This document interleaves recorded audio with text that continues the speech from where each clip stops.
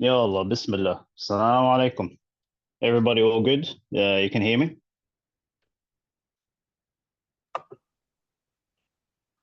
Yes, we can. Walaikum Assalam. Yep, We can can hear hear you. you. Alhamdulillah, Jazakallah khair. Yalla, inshallah, we'll make it as quick as we can. Bismillah, salatu wasalam, ala rasulillah. Assalamu alaikum, everybody, for making it. Alhamdulillah, inshallah, this is basically our first online orientation of the Qari Future program. So what it is basically, we are looking, there's been a lot of talk about tajweed, a lot of talk about Quran. Mashallah, the new generation has new aspiring aspirations. They're always looking to improve. And as the name tajweed, which comes from Jawda, suggests, our job is to improve recitation continuously. And alhamdulillah, I've had the privilege of interviewing a lot of people across the country, a lot of brothers and sisters, literally, like I said, all the way from Auckland right down to Invercargill. And I have to say in Arabic, it's actually liberating, in terms of like seeing the amount of interest, mashallah, that there is in the Book of Allah, not just interest, but competency as well at a national and international level. And alhamdulillah, with what started off, quite honestly, as a discussion between a student and his sheikh in the house of Sheikh Amr, mashallah, invite me over. It was a deep heart-to-heart thing you have with your student, after you've been away for a long time, has now progressed to this, mashallah. So I can quite comfortably say this is probably one of the, or probably the first biggest online gathering on, mashallah, people or muqri'at that are qualified in teaching the Quran. Either they already have ijazat, about to complete their ijazat in the Quran, or, are at that beginning journey that we were once at when we first started. As my Sheikh Muhammad Yahya says, كَذَلِكَ كُنْتُم مِّن قَبْلُ فَمَنَّ اللَّهُ عَلَيْكُمْ. We all had to start from somewhere. Alhamdulillah, the intention of this program, as it specifically states, is we are trying to get Quran recitation up to a national standard, a nationally approved standard. This is in line with international standards and what is being taught overseas. Obviously, there's been a few motivations, and there is no shame in saying this. There's been sometimes internal conflicts in the class between teachers and students about the quality of the syllabus being taught. I see this happening in schools. I'm personally sick and tired of getting calls coming out of Auckland and Wellington and other places saying, is this school legit? So I've got other things to stress about in my own time. That's probably why Sheikh Ahmed doesn't pick up his phone when it comes to these things. When you're head of the Majlis Ulama board, you've got other things to stress about. Other things have been quite unfortunate. I have been, and this is a sad reality, I'm hearing even from the younger guys right now, we're talking 18 years and maybe younger to a certain extent, that they have seen certain abuse happen in certain schools. So what's happened, unfortunately, after relying on volunteers showing up for class and just volunteering and teaching for the last 20 or 30 years and having a relaxed attitude to it, it has caused some serious disinterest in the Quran. Unfortunately, there are even pockets or hotspots, as we like to call them, based on our study that we've done now nationally, where the Quran is being avoided because somebody basically, as one sister put it, unfortunately, beat or somebody up, and then, or just lost it or yelled at somebody, and then they just walked off and all the young people walked out. So part of the problem is acknowledging there is a problem, and then we can start resolving it. So it's sad to say this, but there is a motivation. And because there's been that negativity in some parts of the Muslim community in New Zealand, what has happened is people have had that eager strive for seeking genuine knowledge. And mashallah, it has caused some positive results. Anyways, so the good news is, alhamdulillah, the guys and the girls over in Otago, they've been really generous with their time. They've been extremely supportive over at Otago Quran Club with their online platform and helping us gain access, not just to major cities, but also even rural places. Mashallah, we've got people signing up from the most interesting places. We're talking Blenheim, we're talking Invercargill, and some of these places it's extremely hard to reach. I know from personal experience being in Southland, some places don't even have an imam to lead the congregation. So our aim of this project, just like any other project that we're doing, is to spread Quran recitation to as much of New Zealand as we can, to every single corner. Cyberspace is one domain, but obviously if we can have at least a registered teacher in each city. That's going to be a big goal, inshallah. And inshallah, Qur'at will spread at a more formal capacity. And the people we're selecting, and I'm saying this, you have been selected for this role based on your experience in teaching. Some people have been teaching for decades, mashallah. Some people have some seriously high qualifications. And like I said, they're going to finish their ijazat, and once they become fully fledged, mashallah, سيجلسون القراءة, or they'll sit down for recitation as a formal qualification entails. And, part of that is to have a network of professionals that can, mashallah, team up together to spread the book of Allah. So that's what we're about. Now, to do this requires that we have a syllabus structure. So before I jump into the syllabus structure and explaining it in detail, I'd like to open the floor up for everybody. Do you have any specific questions with regards to, I've sent you the information packs, you already received the welcome packs, you already received the one-on-one interviews and the verbal test I gave to certain people. Are there any outstanding questions that you have in the back of your mind before we start discussing the syllabus and what makes it different or unique compared to other schools in New Zealand or overseas?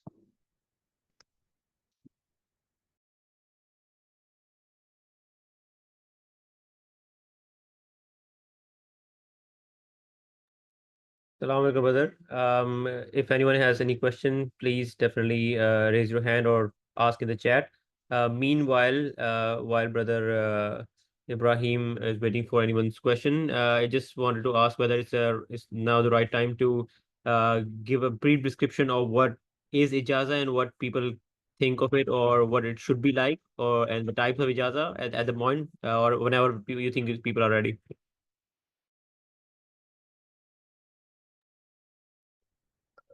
All good. Sorry if I seem to be too in your face with regards to some people. As you probably noticed in some of my lectures on YouTube, like mashallah, Sheikh Hassan Abdul I tend to carry on his style. It's a unique Egyptian style where he actually tests to see if people are sleeping. So I do enforce that because that's what we tend to do. So, okay, what does anybody know about Ijazah? Would somebody like to put their hand up and basically explain it?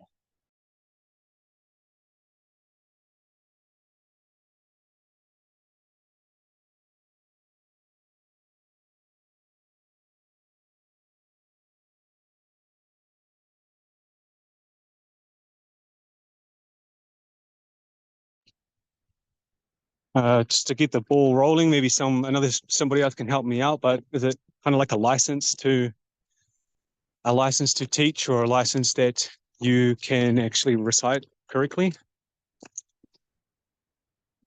Yeah, pretty much. So, I mean, if you look at it from Arabic sense, is jaza yazuzu, it's like compulsory or permissible. Obviously, back in the days when it used to happen, if under the hands of a sheikh or a sheikha, the person would have to recite the whole Quran off by heart. They'll say, I'm confident they haven't made a single mistake, and now start teaching. So that's explaining it in the simplest sense. Getting 100% in anything is extremely difficult.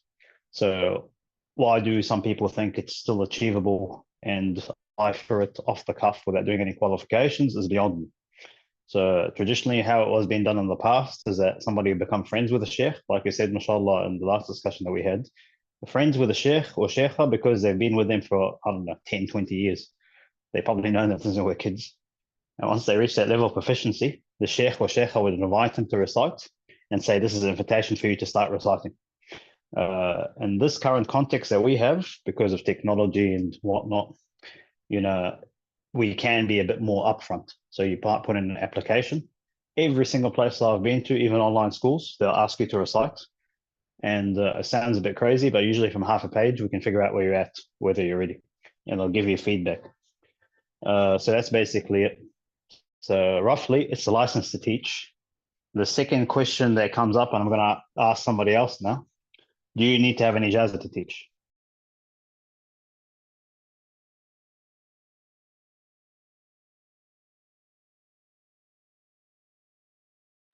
Well, it's going to be 50-50, so you might as well take your chances.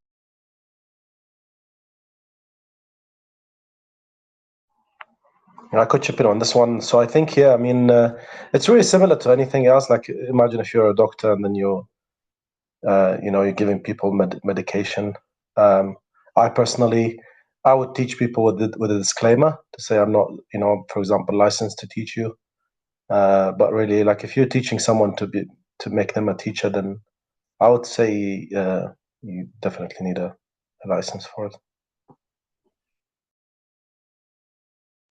Okay, mashallah, that's a really good point Brother Yasser puts out. For those that don't know, Brother Yasser, mashallah, is doing his Ijazah country with Sheikh Ahmed.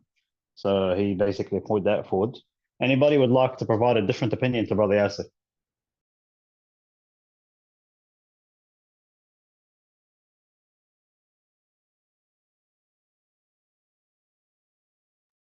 All right, so I'll just kind of break it down. So as it stands, technically speaking, for most type of tajweed, oh yes, sorry, let me just check. There's a question that just come up. Actually, yeah, go ahead, Sister Mio. I mean, it's a solid. Sister Mio says she has a question about teaching, about the teaching itself. Feel free to put it forward. Because when I learned myself, I learned in Arabic, and I was wondering how much proficiency in Arabic are the learners should be, or like how do you teach in English something that is originally in Arabic? You get what I mean? Like, how much do they should know in like letters or pronunciation or even reading before they actually learn the Ijazah? Because we are in English speaking, yeah. So because I doubted this so much to actually teach here in New Zealand, because I don't know how would I teach that, especially in like non-Arabic speaking people. Well, that's actually a good point, because it does tie in, because now we're talking about Ijazah and talking about teaching qualification, which kind of entails that not everybody that has an Ijazah necessarily knows how to teach. So is that what you're saying as well? That could be a possibility? Yes, of course. And also how to teach to non-Arabic speaking as well, even if you have Ijazah. Yes, that's a good point. So mashallah, for those that don't know, Sister Mia, mashallah, has been in the first Ijazah batch that we had. She's mashallah definitely covered quite a lot of the Quran at the moment. So what she's asking is a very valid point. How much Arabic is actually required? So it's a really big question. I'll definitely get back to that in a sec. I'll probably try to answer them one by one, but it's pretty clear, because what you're talking about is something we're going to be discussing in the Ijazah program. Oh, sorry, not Ijazah program, Future Qari program. So it's because there's a difference between somebody that has a degree, let's just say in engineering, and somebody, for God forbid, has an engineering degree and can't even put toothpicks together. And I've lived with these guys. I'm talking about UMass University of Palmerston North. There's always going to be that guy or girl that's going to pass the course and haven't done anything in their life or put any effort. So I understand where you're coming from. It happens with tajweed as well, to be honest. So that's actually a good point. So any more questions before we kind of start? We'll combine these two answers.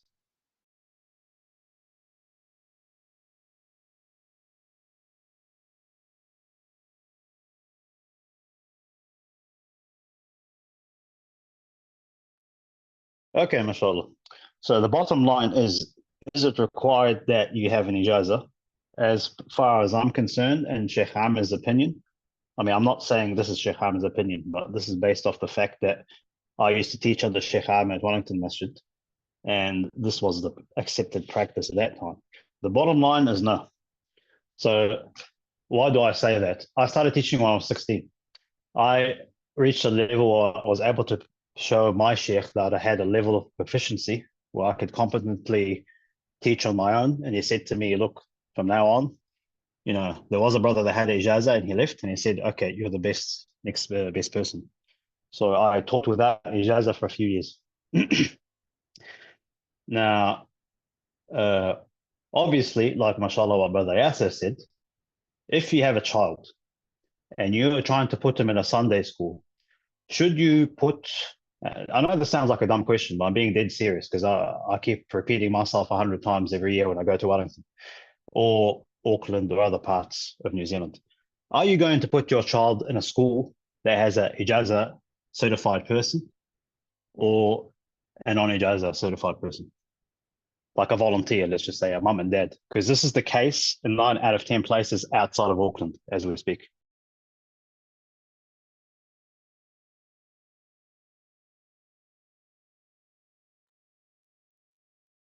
Okay. For those that have kids, would you prefer an Ijazah person or the non-Ijazah person? You can send a message if you can't talk right now. If I can answer a bit of that, before we used to understand what Ijazah was, we used to just base the decision on the trust of the people running the Sunday school. So we would prefer that if they trust the person knows Tajweed, that was good enough for us because we didn't actually understood the importance of Ijazah and what actually it meant. But now seeing understanding the concept of Ijazah and how important it is, I think now we are very much cautious of, getting the base and foundation right from the very beginning. Having, I agree.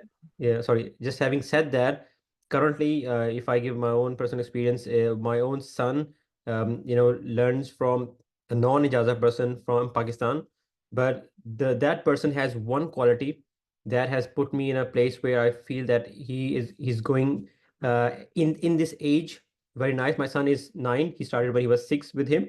That person had a madrasa and was teaching hundreds of kids in Pakistan. He was an alim and all these things, but he didn't have Ijazah and Tajweed. His Tajweed might not be 100%, probably 80-90%, and he lacked some of those Arabic touches. He had more of a Pakistani accent and all those things, but he knew how to teach a kid. So after accompanying him for 1 month with my son, I thought, I can teach this to my son. And I tried 9 months with my son. I couldn't get him ahead in any of the rules or anything.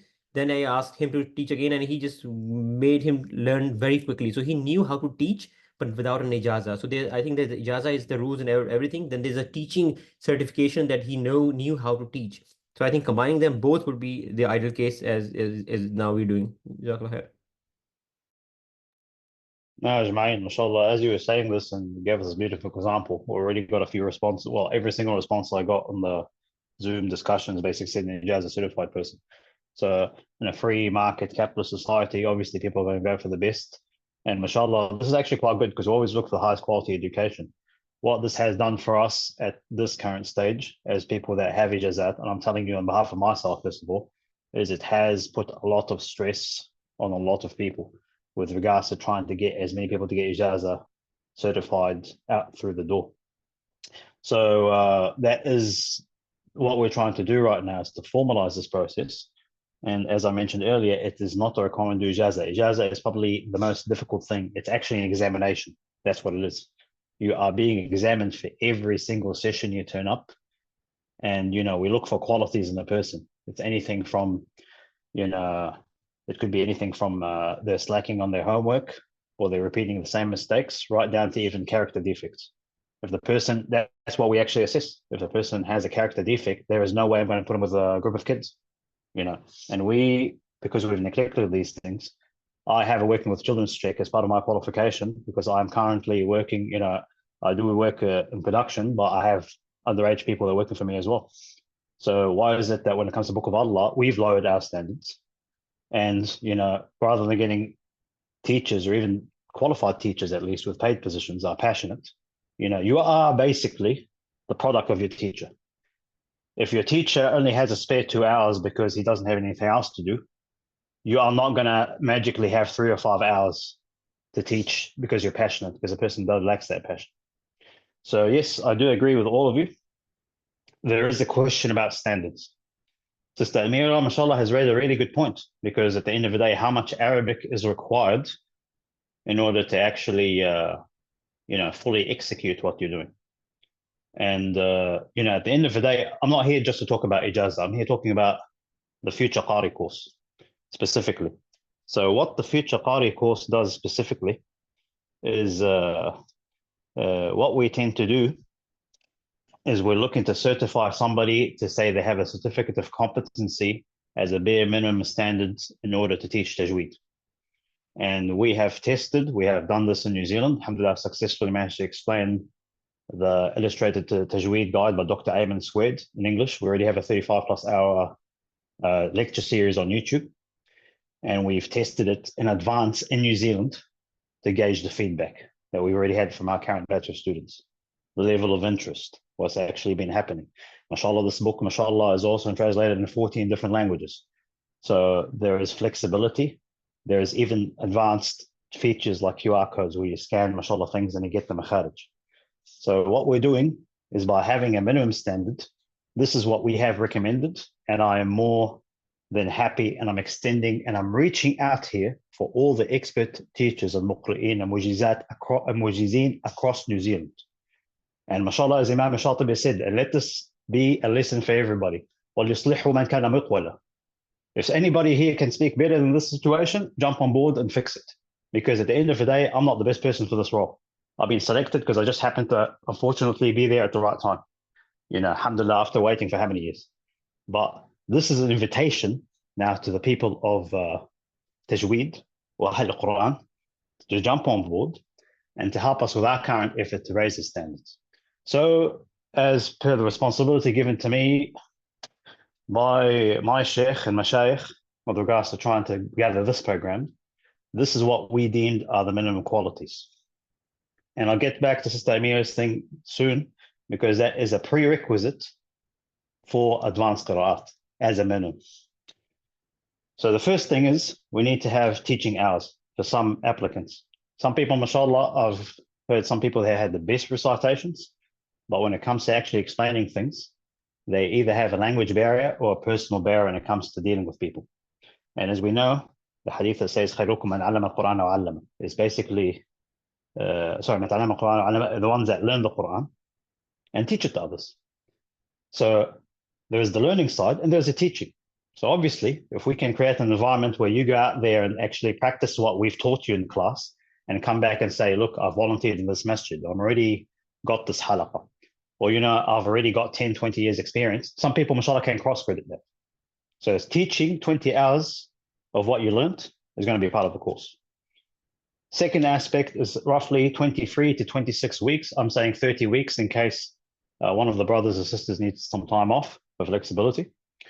This is going to cover every single aspect of tajweed you're going to require in the way of Hasf and Asim from Tariq al-Shatibiyyah. While it will discuss other aspects of qira'at, what's good about this book is not only will it teach you the furu' as well in every single detail, obviously without going into Tayyibat Nashr that you acquire as a proficient teacher, but also give you the usul required, mashallah, to actually further enhance your career in the field of qira'at, should you decide to go to university, to a ma'had, to an institute, to expand on other ijazat. So that's the book. It's a core component. Please do get it. It's in very limited supply in hard copy. Every time I go and I have to pre-order it 6 to 10 weeks in advance from Dar es Salaam in Australia. And it can be extreme pain to get. If you can't get the hard copy, that's why I actually try to give you notice in advance. If you can't get the hard copy, get the soft copy. Third thing. So you got the book, you got the teaching hours. As the Sheikh says, this book has been designed to be and work in conjunction with an expert reciter, be it male or female. So this person is going, if I haven't given you a specific exemption based on your current assessment that I did over the phone, if you haven't received the exemption, my best advice for you is to actually attend these halaqat. MashaAllah, we've got a really well-known muqri'ah, mashallah, in the Wellington region that will be hosting this. Her job specifically, as we agreed upon earlier, because she has extensive experience in ijazat, is to get you from that level of ijazah preparation. We call it ijazah prep level, or just basic makharij, right down to I'm ready to do my ijazah next year, for next year's intake. And she's going to help you with that. Should you need any extra help, brothers and sisters, you've got my phone number. Please contact me directly or send an email to me, Brother Asrar, Sister Amira, explaining your current situation. And we'll try to pair you up with a sister or a brother that is quite happy to become your mentor as well, if the option is available. So that's these three things I said: 20 hours of teaching, the book, and you should pass the exam, inshallah, minimum 75%. And the recitation are going to determine if you're going to complete Module A. Module A at the end of the day is going to be basically meaning you are a nationally certified teacher in accordance to our standards. And, you know, it's a basic certificate. And it means you've covered the basics of tajweed, you've done a full comprehensive course. We don't do beginner, middle, end. It's just the full course you take. and you get that, and that's yours to keep. Should you, inshallah, be at the level of Ijazah recitation? I know for a fact, I've been told by Sheikh Amir specifically to be easy on people to a certain extent. We are trying to do our best to help you succeed. You can apply to do your Ijazah next year. Some of you, mashallah, and it doesn't have to be through Otago Quran Club. Some of you already are reading at a sheikha or a sheikh's hand. Some of you already have done it or are doing it overseas. All I ask of you, just finish what you're doing, bring the paperwork when you're done, and we will upgrade your qualification to a nationally certified teacher in accordance to our standards with Ijazah, because we are highlighting there's a clear difference right here. The minimum requirement to achieve this is what I like to call an Ijazah in recitation, or Ijazah, which means reading the Quran from the Mus'haf, the beginning till end. And if the person actually says you're good to teach, then that's when I'm going to upgrade you. That is known as Module B. Just to highlight that. The main aim, the Sheikh Amir, based on his wisdom, I'm not the one that's going to be issuing out recitation ijazahs, just to be clear. But basically what we're trying to do for some of the applicants is to get them through the door. So at least if they have the book, they know what tajweed is, how to teach it to others, what are the classical textbooks. We'll talk about Tuhfat al-Atfal and Jazariya and their explanation later on. Should they decide to become Huffaz or Hafizat later on and upgrade their qualification even further to upgrade their Ijazah, or should they want to go to Islamic universities to further their studies, at least, alhamdulillah, we've done the bare minimum, which is get them through the door and get them a bare minimum qualification. So that is the main aim.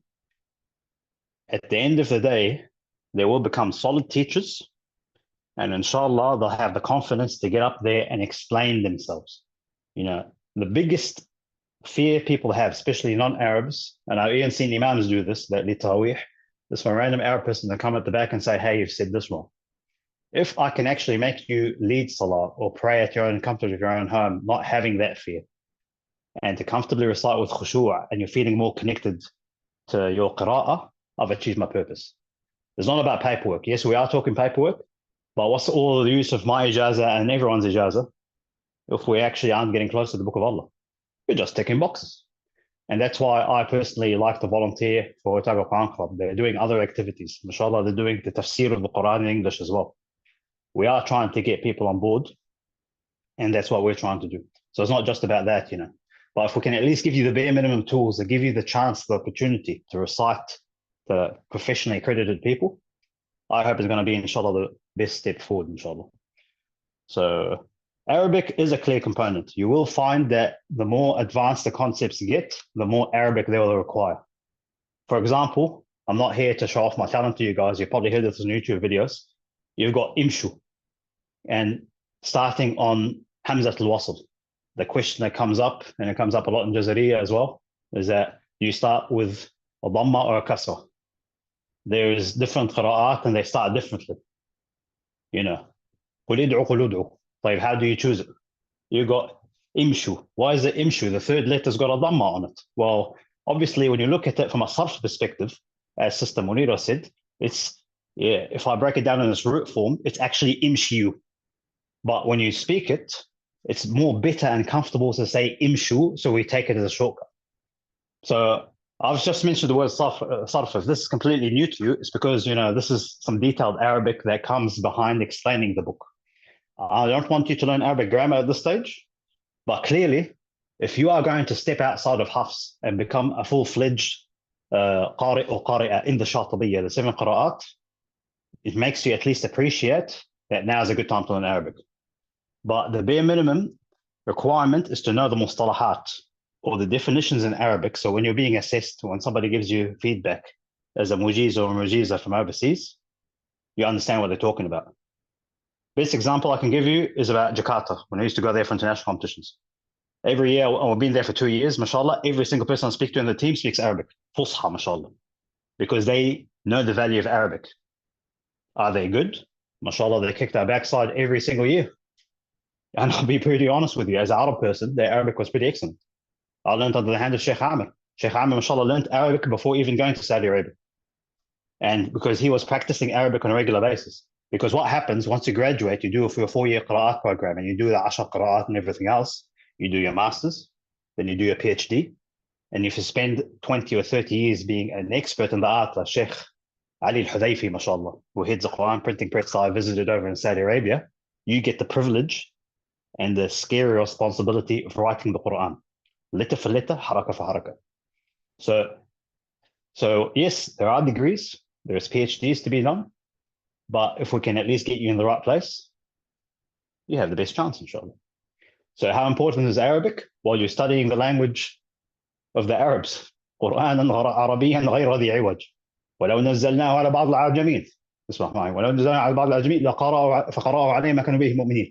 If it was revealed on the non-Arabs, they would have never believed in it. But I'm not here to teach you an Arabic lesson. This is, inshallah, a path. It's a beginning of a journey. And inshallah, future Qari, I hope, is going to provide you the best step moving forward, inshallah. Oh, enough talking. Sorry about that. So it's, that's basically about future Qari in a nutshell. I'll open the floor for questions.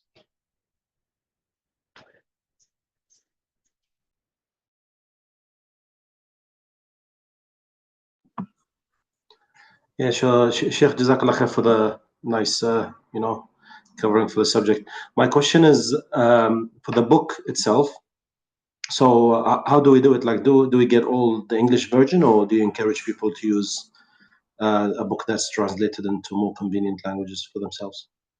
Which one you prefer? Well, to be honest, at the end of the day, it's I learned it, obviously, I learned it in Arabic. One thing that became interesting to me at the end of the day is, I'm going to have to talk to an English audience. So the question is, can you quickly translate things in your head? I'm telling you from experience, I have made mistakes on the YouTube video as well as trying to translate the book in my head, and then I end up making mistakes.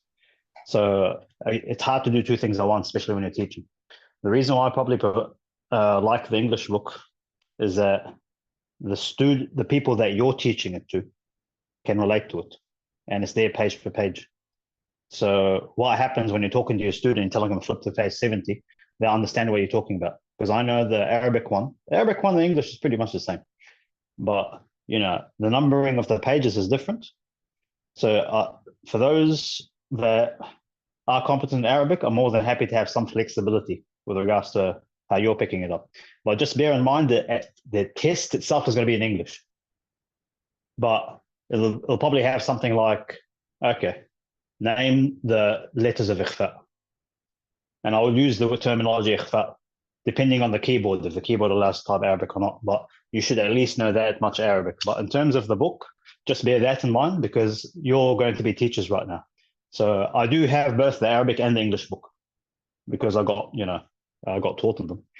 But just bear in mind, you don't want to, because when I had the English book, when I was translating it to students, I realized some of them had different diagrams. And they had the first edition, I might have had the latest edition, or vice versa, because there was a misprint, I think. So that's something to be careful of. So if you at least have the same book for your students as well, it's going to make it easy. But Allahu Alam, hopefully that answers it. Inshallah, Jazakallah khair. I think then that's the case. Inshallah, once people know to which book to order, we just give them maybe the same version and the same maybe source, or we could just buy it in bulk for all of us together. Because I also have the Arabic version as well here in Auckland, but I don't have the English one myself. No, inshallah. See what you can do. At the end of the day, it's like at the end of just see how you go at the end of the day. Like it's something for fans, and I advise fans personally to get involved in this one. I'm a bit of a hard case to deal with, but at the end of the day, I'm an Arab Palestinian. What do you expect? I'm not going to sugarcoat it for anybody. So the fans, if you're listening, please jump on board. Anybody else?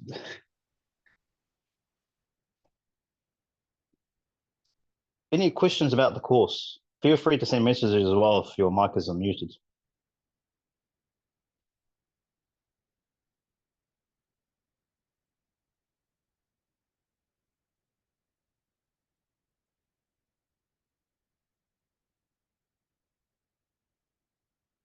Okay, so I'll probably explain the course offerings in terms of the Quran. So apart from what we said earlier, you've got Otago Quran Club doing obviously tafsir on a regular basis.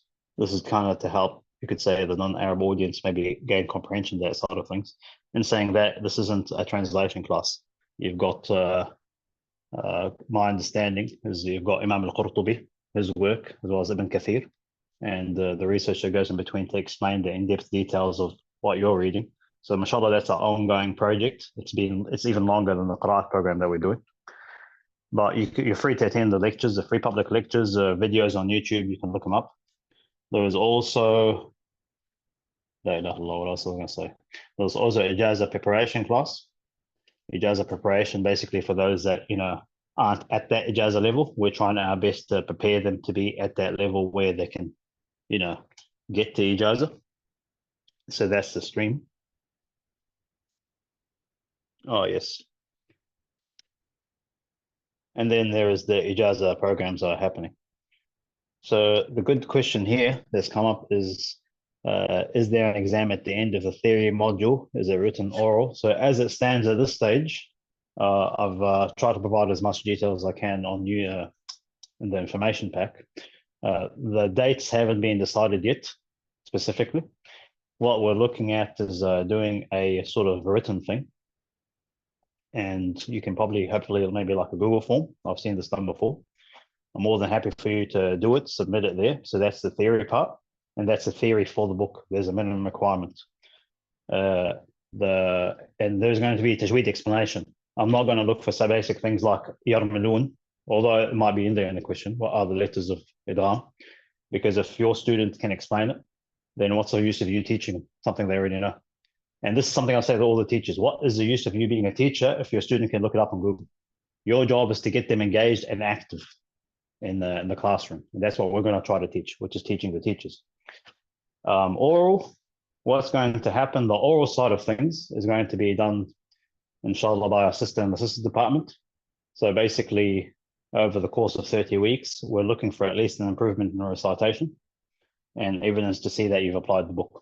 So I'm not going to name the criteria at this stage, but yeah, it's like at the end of the day, let's just say I can definitely tell you the best way to fail.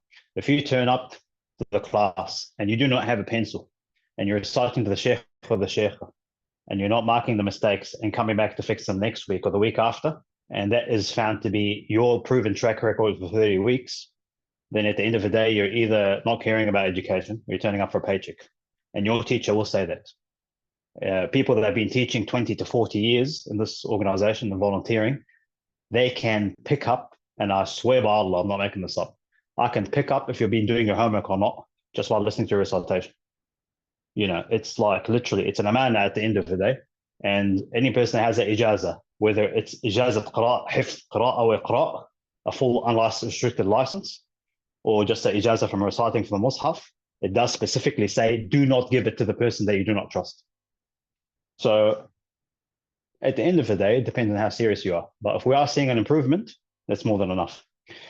Supposedly, you need more time to practice. There's no shame in that. Like I said, I had people in the bridging program for Ijazah. They sat down for 30 weeks. They went to Sheikh Ahmed's class. They said, okay, I'll have them. Some people needed 60, 70 sessions. Mashallah, they stayed for the journey and they improved. And we sent them off. So we are providing flexibility for people because of their lifestyles. That is specifically why we have a playlist in English, having done the full explanation of the book, mashallah, from start to finish in English. So should you miss a class or have family commitments, as it is, and you need that flexibility, you can go online and catch up. And you've got the weekly halaqat and maybe the WhatsApp groups we're going to start, inshallah, where you can catch up with your classmates.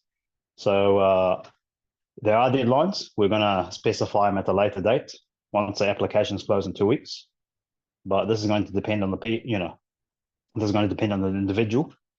Quite honestly, if you're not doing the work and you're just showing up to kind of gain credit and get a piece of paper, and I feel that from the teacher, I'm quite happy, I swear by Allah, to fail you. Because I've got too many people coming in through the door right now. Some of them are saying, I need to recite under this sheikh or this sheikh, or have this specific thing, because they're looking for the piece of paper. I've got no issue training people that let's just say, have financial motives. There's no point, because people that are qualified to teach, I'd quite happy to pay for them. I pay for my education. I still am a student with one person. That's not an issue. We'll discuss that in class as well, from, you could say, the fiqh perspective as well. So there's no issue in that. But I'm happy to train somebody that is even a mura'i. You can look for the hukum. A mura'i is somebody that shows off, because people still benefit from their knowledge. But one person I will not tolerate in the program, or the sisters will not tolerate, or even my teachers in this program, is somebody that systematically doesn't want to show up and doesn't want to show interest, and they're expecting a piece of paper. So quite frankly, this probably isn't for you. Should you still have any issues, but you are dedicated, and when you know you are dedicated, you need that extra help, I'll try to reach out and get you a specific mentor, or I'd recommend pay classes under a certified person that's qualified. Because our job is to get people through the door, to get them to become pillars in their community, and to spread qira'at. And as I said to the management and my students, I might not be around for too long. This is a fact of life. People move on, So I hope I've explained that question, sister. Yes, there are going to be exams. I'm going to get the oral exam is going to be oral feedback I'm going to receive from the teacher, just like I've done oral exams to admit people to the course. And there is a theory module is going to be done. Do not feel bad if you do not get good enough marks. Any person that stayed in a class for 30 to 40 weeks consecutively, that's equivalent to university semester, is worthy of my respect. And I'll give you personal time to make sure that, inshallah, you improve and you get that qualification. It took me 20 years before I even decided to do my ijazah. And now, alhamdulillah, I'm doing qira'at. I'm not trying to, force this upon you. My sheikh that's teaching me right now has done, mashallah, all the qira'at. His sheikh was patient with him for 17 years. It is a lifelong journey, So don't feel bad if you're missing certain milestones. All we're looking for is dedication, inshallah. All good. No worries. Jazakallah khair. Jazakallah khair, Brother Musa. Jazakallah khair. Appreciate it. All good. Any more questions? With regard to the program, anybody would like to personally add something? I'm opening the floor not just to management here for the Quran Club, but also the students as well. Anything you'd like to say to the teachers?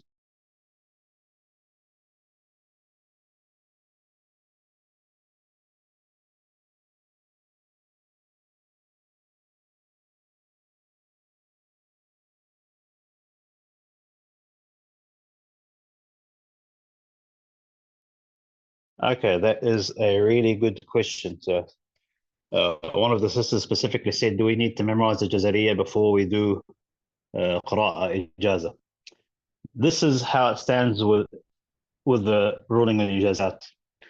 My limited understanding, the bare minimum Ijazat come in different grades.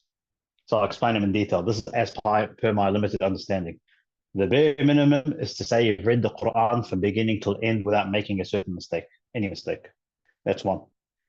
Number two is to recite the Quran off by heart and to start to finish. That's number two. Should the person recite, and I'll say, for example, what is hukum? Alayhi biwakil. So astaghfirullah, that's the former alayhim biwakil. If the person's like, oh, I don't know, but that's the correct way of doing it, then I'll say, okay, you already have an ijazah, but you get the ijazah hifz, as far as I'm concerned, in terms of its grade.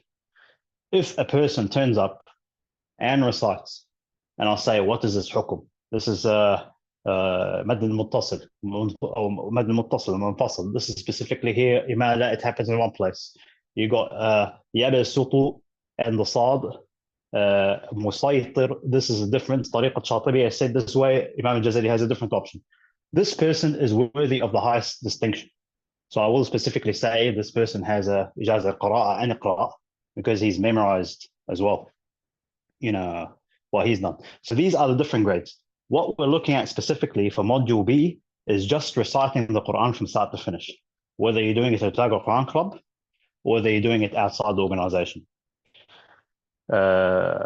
just one before I get carried away, do you need to do Jazariya before the Ijazah? The prerequisite, as far as I'm concerned, my shop is no.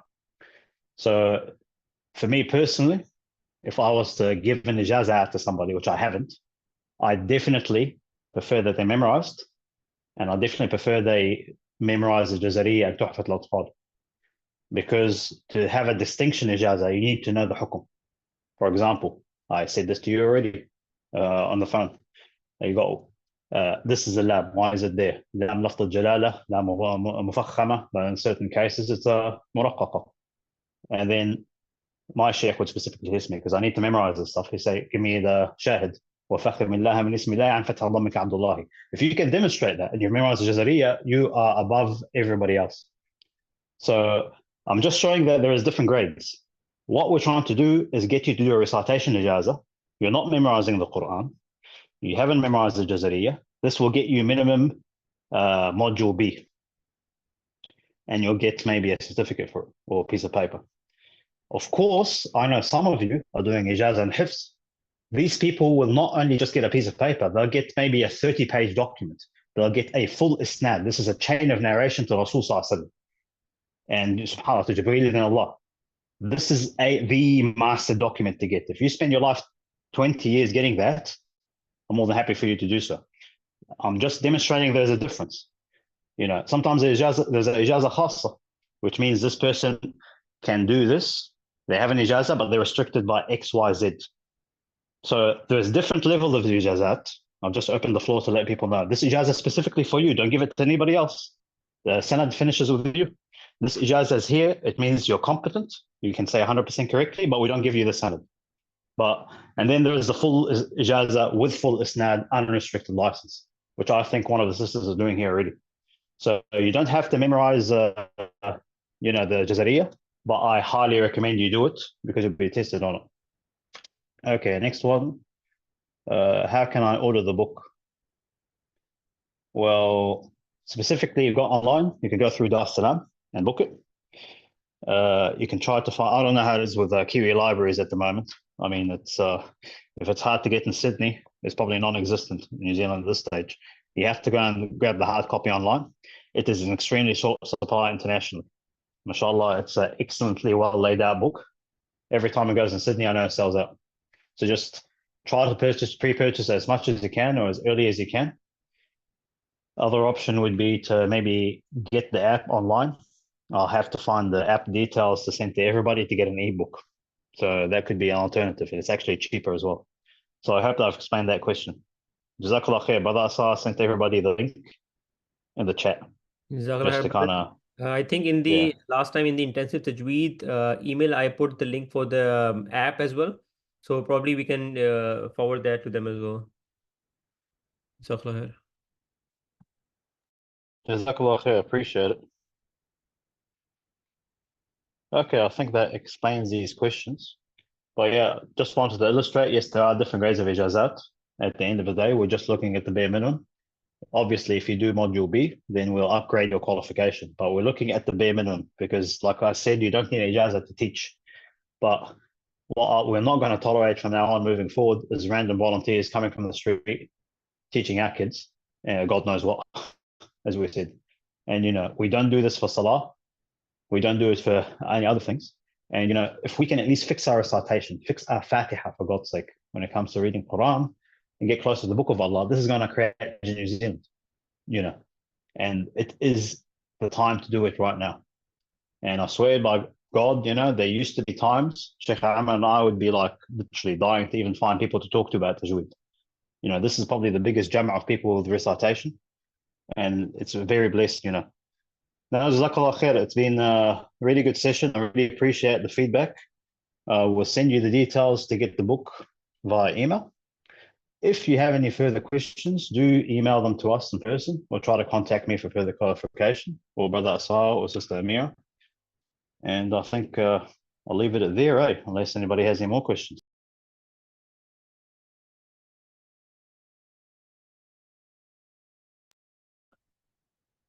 All good, Brother Asar. I guess that's basically it.